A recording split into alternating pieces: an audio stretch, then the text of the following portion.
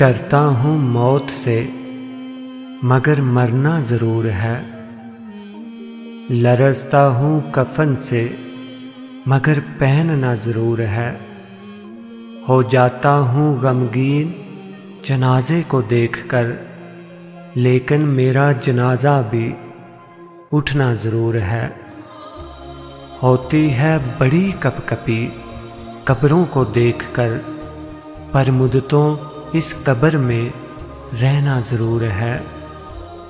मौत की आगोश में जिस दिन हमें सोना होगा, ना कोई तकिया ना कोई बिछोना होगा।